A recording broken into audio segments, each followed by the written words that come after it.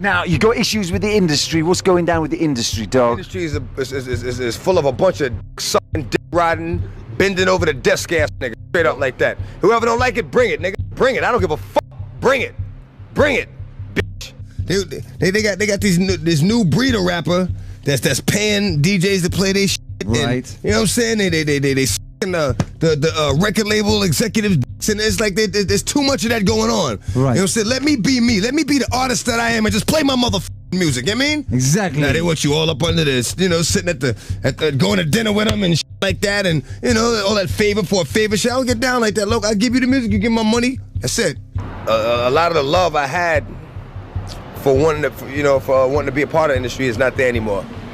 I don't even associate myself with the industry. You know what I'm saying? I'm not an industry artist.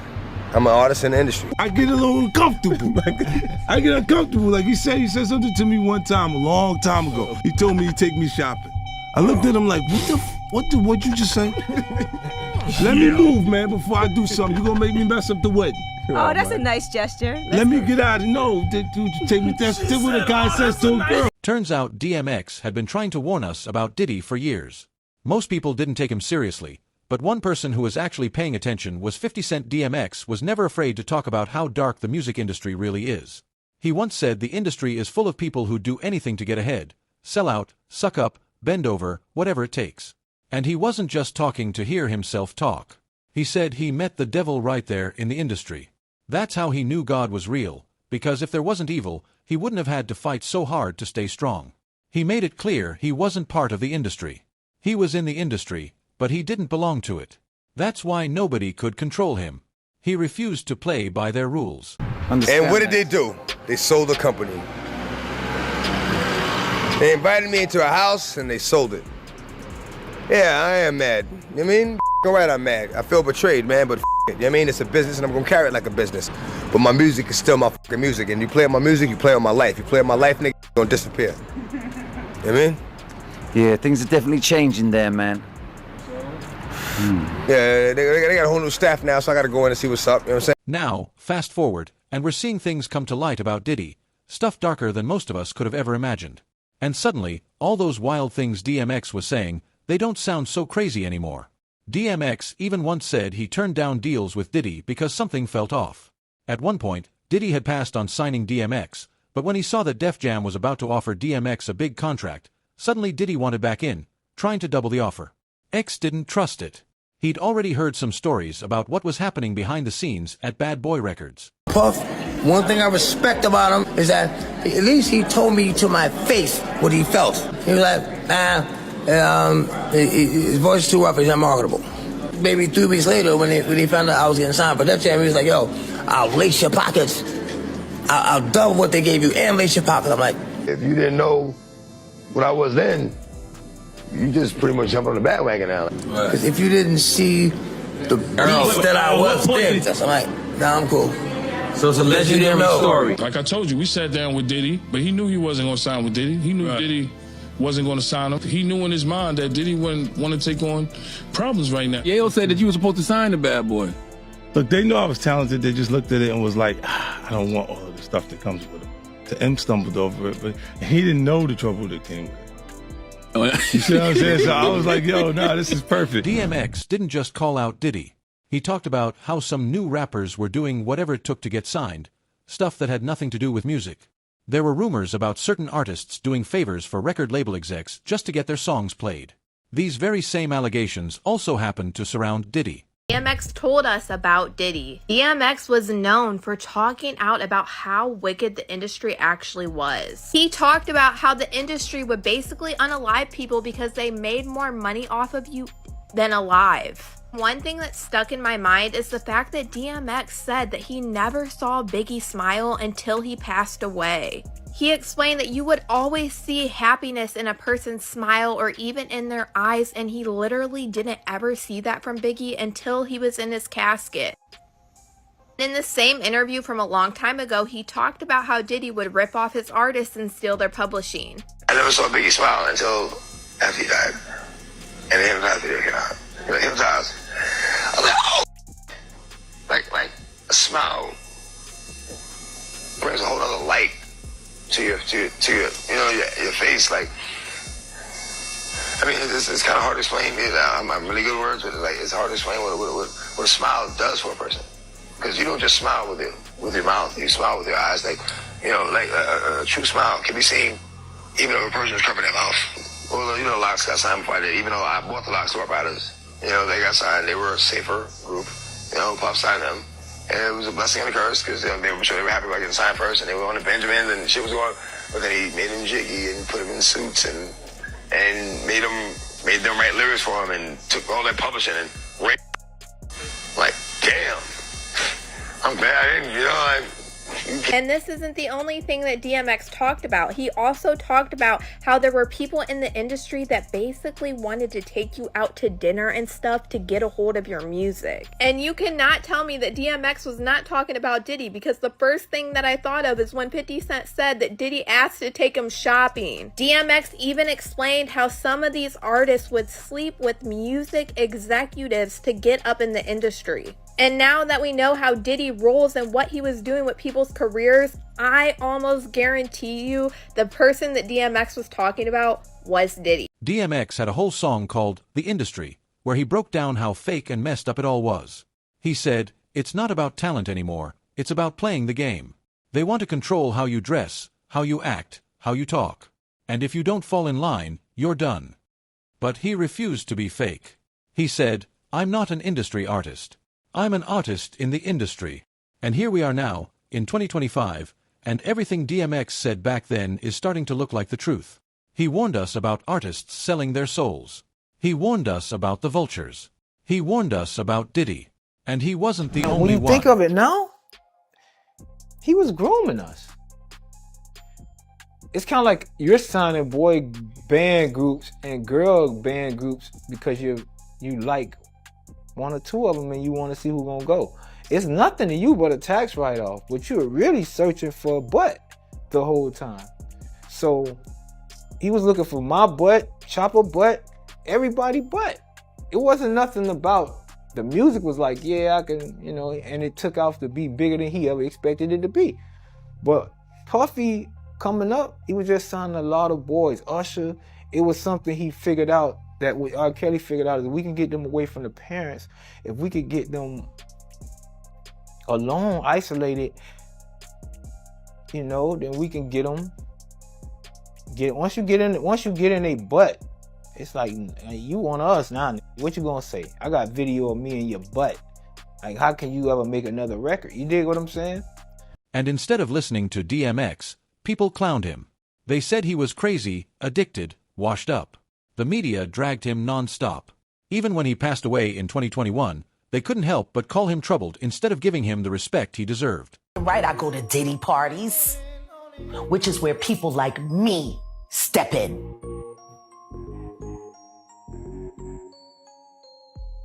To walk motherfuckers out! Cause ain't nobody stopping me when I come. Why would they talk about it? Who is there to go to? Who's gonna fucking help them? What HR department do you know of that works for any of these labels? Yeah. When have you ever heard of a sexual harassment suit being publicly acknowledged in the entertainment industry at all? Never. Not in entertainment. Tupac. Remember that one? He was the only one. Yeah. You saw how that turned out. Yeah. No, guilty. That's why they do it. To make you an example. To remind you what they're willing to do to keep things the way they want them.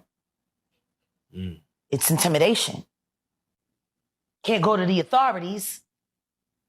They're all bought and paid for. You could try to get a special prosecutor, but they'll just pay somebody to reassign him to another case.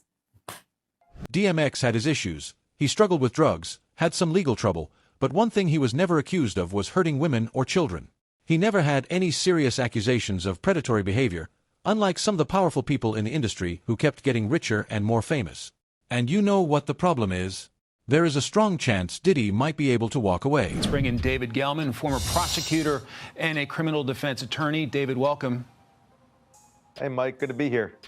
So in week 2 of testimony, jurors heard from a dozen witnesses as prosecutors try to prove sex trafficking and racketeering. What are your expectations when court resumes tomorrow? It's going to be really interesting tomorrow when Diddy's third or fourth assistant takes a stand, and she's going to actually corroborate Kid Cudi's testimony from last week, where he said that Diddy and another associate of his bombed his Porsche years ago at his house. Now, you have to have corroboration about that because nobody can put Diddy there. And in fact, nobody even can say Diddy's the actual one who did it. But if they can say that Diddy or an associate of his did it, then you may have a racketeering charge there. Because right now, as it stands, Mike, nothing, and I mean nothing, is sticking to Diddy. Diddy's lawyers are trying to make the case that his escapades do not amount to federal crimes. How difficult is that argument? I think they're doing a fantastic job, honestly. Look, everybody has said, and Diddy's lawyers even said it in their opening statement, Diddy is not a good guy. There's a lot of domestic violence that occurred between him and Cassie in their relationship. However, what we've heard so far from the testimony of Cassie and the other individuals does not amount to the federal charges that he's being charged with right now. I'm not going to say anything that we heard is very good because it's all horrific. However, the state or the government in this particular instance needs to prove beyond a reasonable doubt that he conspired to racketeer, to sex traffic, and to promote prostitution. So far, they're falling way behind in this. And I know there's a lot more to go in this trial because they're saying it's going to be about 8 weeks. But the government really better step on the gas because they don't have a lot more time to go. So the play seems to be maybe admit to a state crime that avoids prison time. Is that it? Yeah, I think so. Look, again, you're hearing about all this domestic violence, but all that has nothing to do with what Diddy is charged with. There's a possibility, and I'm saying a very strong possibility right now, that Diddy could walk, that he could be spending 4th of July at home having a barbecue. But rapper 50 Cent says he's planning to contact President Donald Trump, and the reason is to stop Trump from pardoning Diddy. And this may well change everything for Diddy. Trump shocked everyone Friday during a press conference in the Oval Office with Elon Musk. When asked about Diddy's ongoing federal trial for racketeering, Trump said he'd be open to giving him a pardon if he's found guilty. 50 Cent wasted no time reacting. On Instagram, he made it clear that he won't let Trump give Diddy a free pass. He said, "Some really bad things about Trump, it's not okay. I'm going to reach out so he knows how I feel about this guy," the In Da Club rapper wrote. Then he posted again, "Donald doesn't take well to disrespect and doesn't forget who chooses to go against him." Earlier in the week, Diddy's former assistant Capricorn Clark testified that Diddy once complained to his manager, Chris Lighty, about 50 Cent after an MTV event. In an elevator after the show, Diddy said, "I don't like all the back and forth. I like guns." That line didn't go unnoticed by 50 Cent, who was famously shot 9 times in 2000. He mocked the comment on Instagram.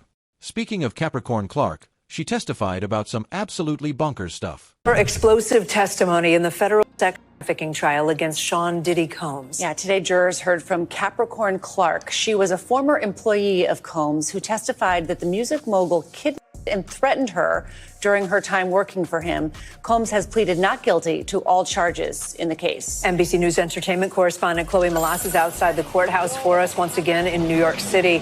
Chloe, what did Clark say on the stand today? It was incredibly riveting. She was emotional just a few moments ago. She actually apologized to the judge for crying so much. This is a woman who was a personal assistant for Combs at one point and then held various roles on and off over the course of 14 years. And she talked about this one moment from December 2011 when she says that Combs was furious when he found out that Cassie had been cheating on him with musician Kid Cudi. Remember, Kid Cudi, whose real name is Scott Muscudi, he testified last week. And so now we're getting a fuller picture of her version of what happened in December 2011 when Combs allegedly broke into Kid Cudi's house after he found out that Cassie and Kid Cudi were having this relationship. And she says that Combs showed up to her apartment early in the morning with a gun and kidnapped her, forced her to go with him to break into Kid Cudi's home. And then she said that she stayed back in the car and she called Cassie and warned her what was going on. She also says that later that morning she returned returned to Sean Combs' house after he had her go and get Cassie and bring her to him. She says that that's when she witnessed Combs violently beat up Cassie and her to the point that she fell to the ground in a fetal position, and that he continued to kick all the way from the front threshold of this mansion to the street. And she says that she was so worried for Cassie's life that she actually called her mother, Regina Ventura, and told her to call 911. But this is slightly different, you guys, than what we heard on the stand from Kid Cudi. Also, when we heard Regina Ventura take the stand, we didn't hear about that call from Capricorn Clark. So, it's really interesting for me to sit in this courtroom and you hear little bits and pieces of these alleged events. And so it's going to be really interesting to hear what the jury eventually thinks in a few weeks. And I also want to point out that it looks like the prosecution might actually be running ahead of schedule, and they may only have just about 4 weeks left of their case before they hand it over to the defense. And Chloe, who else are we expecting to see on the stand this week? So today we're expecting to hear from some of the individuals that got to the scene of Kid Cudi's car explosion a few weeks after this alleged kidnapping.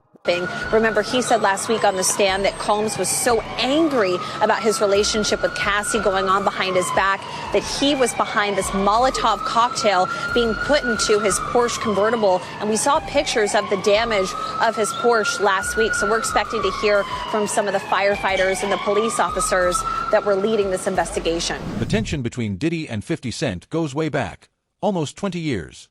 In 2006, 50 Cent dropped a diss track called The Bomb, accusing Diddy of knowing who was behind the murder of rapper Notorious B.I.G. Since then, many people in the know have come out and claimed the same thing. Capricorn testified against Puffy on Tuesday. You was there, right? How did that go from your point of view? When Capricorn testified, man, it was heartfelt not because she was crying and going through all the pain that Cassie and her went through, and because when you heard her testimony, you found out that she really didn't care for Cassie like that. Their friendship grew. They had grown into a friendship, that she cared more about Diddy because she even wrote him letters that she had a crush on him back in the day. So it was kind of weird hearing all the stuff she was going through. And in my mind, I was thinking that, and knowing who Diddy was, he probably slept with her too. That's what I was thinking. I don't know that to be true. You understand? But what people didn't understand in her testimony, because just like Dawn, that he would fire her, then she'll come back, or she'll go get another job, and then she'll have to come back, or whatever didn't work about, something like that. People don't understand this, bro.